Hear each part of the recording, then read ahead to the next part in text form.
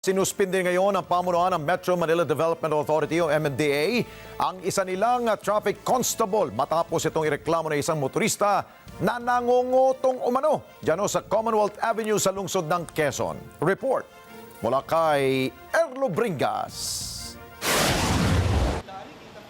Personal na nagtugo sa MMDA Traffic Enforcer Office sa Commonwealth Avenue ang isang motorista na nabiktima raw ng pangungutong noong Biyernes.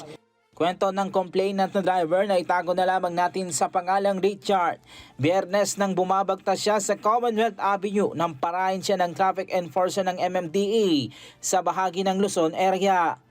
Dito raw siya binigyan ng enforcer ng violation at sa pilitang pinagbabayad pa ng umano'y multa.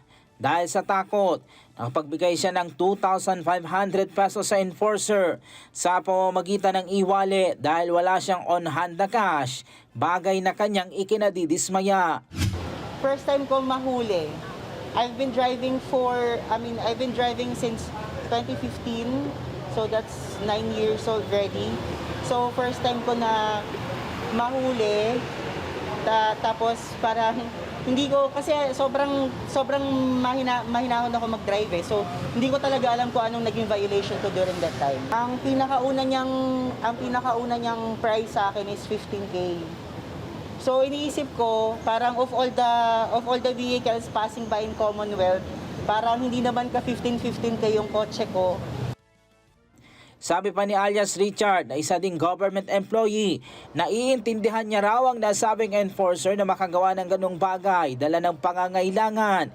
Pero hindi raw ito tama kaya minabuti niyang makapagsumbong na sa pamunuan ng MMDA para mabigyan ng aksyon ng enforcer. Contractual ako, tapos kailangan ko pa ayusin. Sobrang laki ng bala.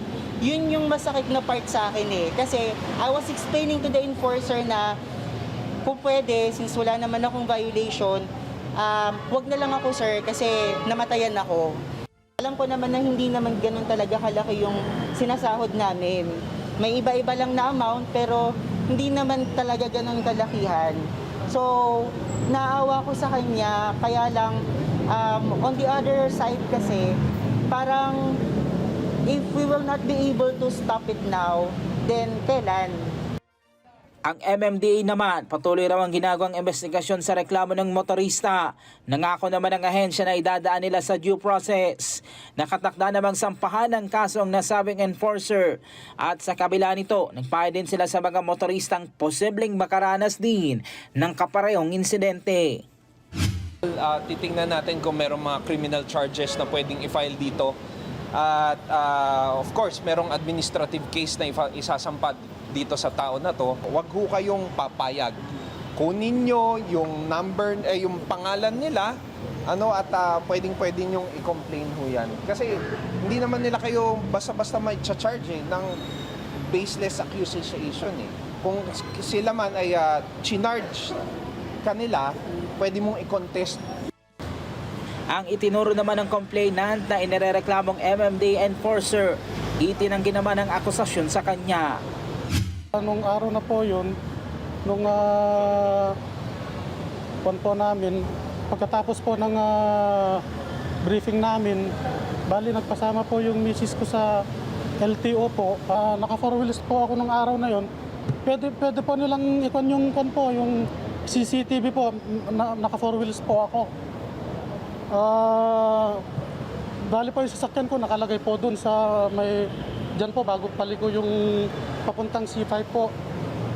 Malamang po baka nagkamali lang po si sir na tinuro po ako.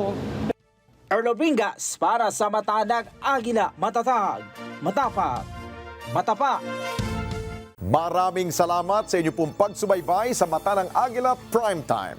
Para malaman ang matatag, matapang at matapat na mga balita, i-follow lamang at mag-subscribe sa @Net25 TV.